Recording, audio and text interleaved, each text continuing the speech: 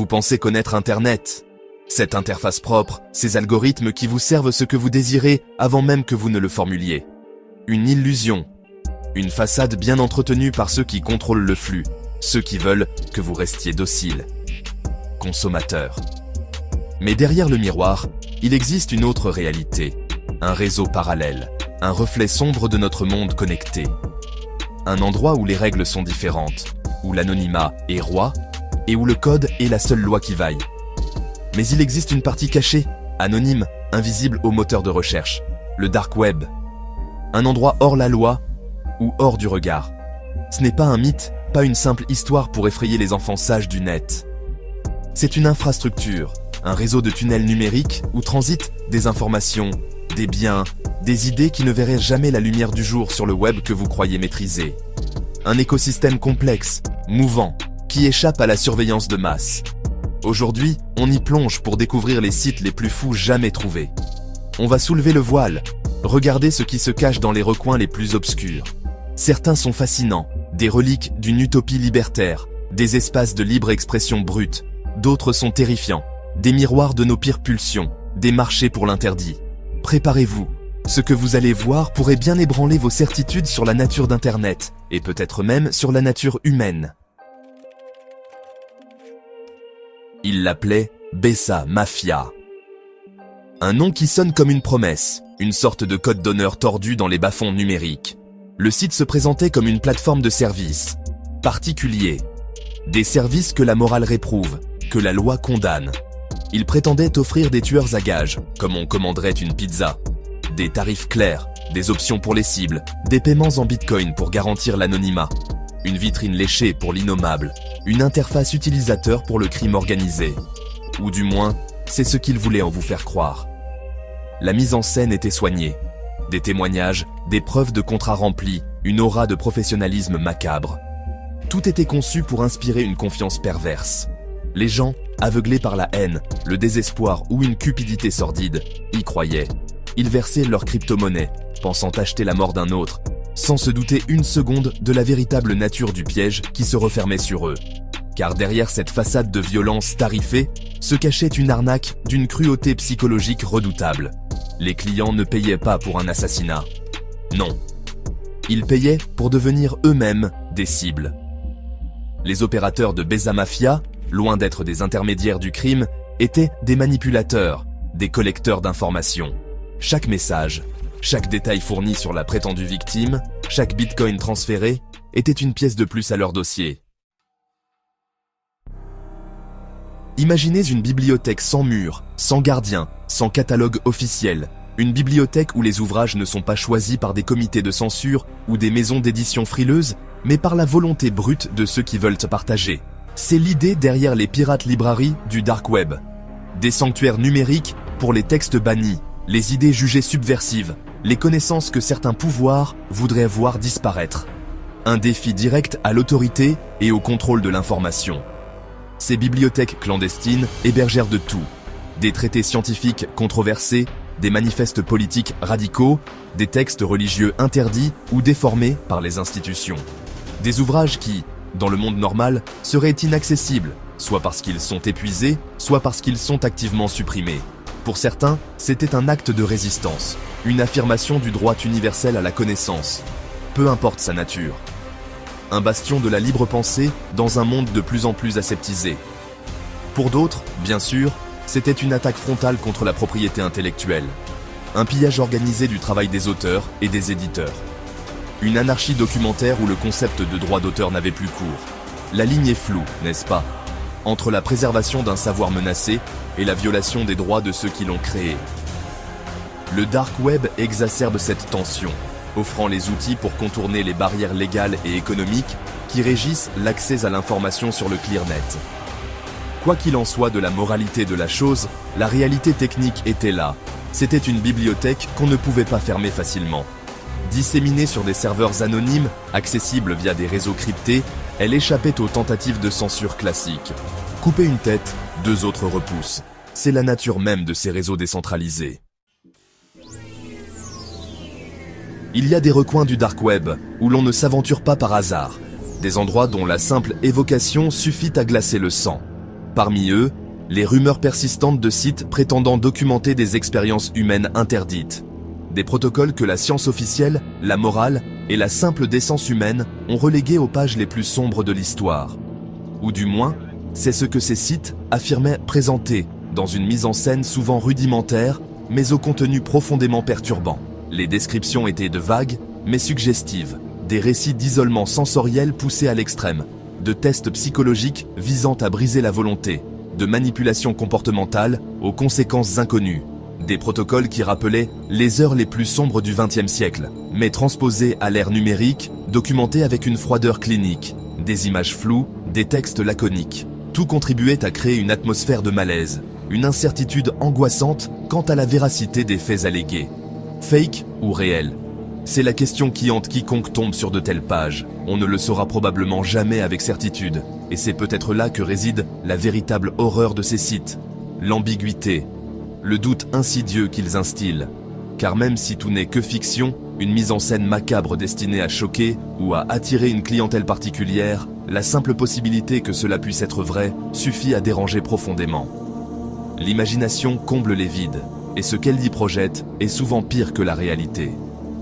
L'impact psychologique sur le visiteur occasionnel, celui qui explore par curiosité ou par erreur, peut être significatif. Ces sites fonctionnent comme des virus mentaux. Le mythe des Red Rooms. Une légende urbaine du dark web, aussi persistante que terrifiante. L'idée, des live-streams d'actes atroces, tortures, meurtres, diffusés en direct, où les spectateurs pourraient payer en crypto-monnaie pour dicter les actions de l'agresseur. Une marchandisation de la souffrance poussée à son paroxysme. Un concept si abject qu'il semble tout droit sorti d'un film d'horreur de série Z. Et pourtant, la rumeur enfle, alimentée par l'opacité même du réseau. La vérité, c'est qu'aucun cas avéré de Red Room tel que décrite dans la légende n'a jamais été confirmé par les autorités. Beaucoup pensent qu'il s'agit d'une pure fabrication, un hoax destiné à effrayer les néophytes ou à satisfaire un certain voyeurisme macabre par la simple évocation. Les défis techniques pour maintenir un tel stream anonyme et sécurisé face à une traque policière mondiale seraient immenses. Mais l'absence de preuves n'a jamais empêché une bonne histoire de se propager, surtout quand elle touche à nos peurs les plus primales. Cependant, si les Red Rooms de la légende restent du domaine du fantasme, des forums bien réels, au contenu tout aussi dérangeant, ont existé. Des plateformes comme les Heartcore ou d'autres communautés partageant des contenus d'une violence extrême, souvent illégaux et impliquant des abus réels. Ces espaces n'étaient-ils pas des live streams interactifs, mais des archives de l'horreur, des lieux de rassemblement pour des individus au penchant pour le moins inquiétant, des communautés qui se pensaient à l'abri. Interpol et d'autres agences de maintien de l'ordre ont mené des opérations pour démanteler ces réseaux. Des arrestations ont eu lieu. Preuve que, même dans les profondeurs du dark web, l'impunité n'est jamais totale. Ces succès policiers sont souvent passés sous silence par les médias grand public, mais ils sont cruciaux. On a tendance à associer le dark web uniquement à ses aspects les plus sombres, à ses marchés noirs et à ses contenus illicites. C'est une vision réductrice, une caricature entretenue par ceux qui préfèrent ne voir que le mal. Mais l'anonymat et la sécurité, offerts par des réseaux comme Tor, ne servent pas qu'à dissimuler des activités criminelles. Ils sont aussi des outils essentiels pour ceux qui luttent pour la vérité et la justice, pour les dissidents, les journalistes d'investigation, les lanceurs d'alerte. Des outils comme SecureDrop ont été spécifiquement conçus pour permettre aux sources de transmettre des informations sensibles à des organisations médiatiques de manière anonyme et sécurisée. Dans un monde où la surveillance est omniprésente, où la simple dénonciation d'abus peut coûter sa carrière, voire sa vie, de tels mécanismes sont vitaux. SecureDrop crée un canal protégé, un coffre-fort numérique où les secrets qui doivent être révélés peuvent l'être sans exposer indûment celui ou celle qui a eu le courage de parler. OnionShare est un autre exemple de cette technologie de la libération. Il permet de partager des fichiers de toute taille de manière totalement anonyme et sécurisée, directement d'un ordinateur à un autre en utilisant le réseau Tor. Pas de serveurs centraux, pas d'intermédiaires qui pourraient intercepter ou censurer les données. C'est un outil puissant pour contourner la censure étatique, pour partager des documents importants dans des contextes répressifs, ou simplement pour protéger sa vie privée lors d'échanges de fichiers sensibles. Et puis, il y a les systèmes de dead drop numériques, inspirés des boîtes aux lettres mortes de l'espionnage classique. Des plateformes où l'on peut déposer des informations de manière anonyme, sachant qu'elles seront récupérées par des journalistes ou des activistes. Ces outils sont la preuve que la technologie est neutre. C'est l'intention de l'utilisateur qui lui donne sa couleur morale. Sur le dark web, cette dualité est exacerbée. Les mêmes infrastructures peuvent servir le meilleur comme le pire. Silk Road. Le nom est devenu une légende, presque un mythe fondateur du dark web marchand. Pour beaucoup, c'était la première incursion dans un Amazon de l'illicite.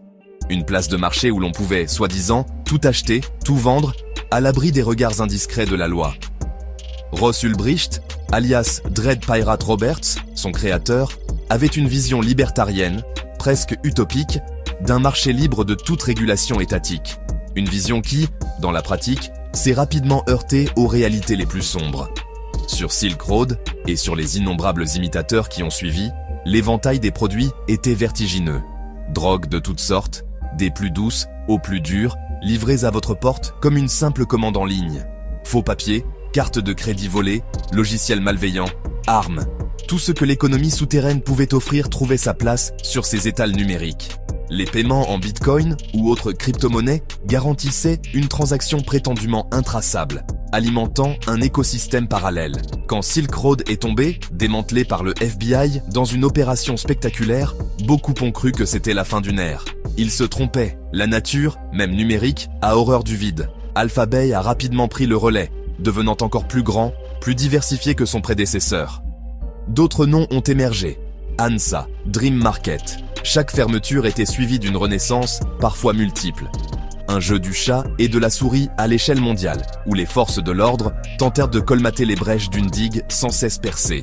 Le démantèlement d'Alphabay, coordonné à l'international, fut un coup dur pour ses places de marché. Son administrateur, un jeune Canadien, retrouvé mort en Thaïlande. Le dark web n'est pas une dimension parallèle peuplée de monstres.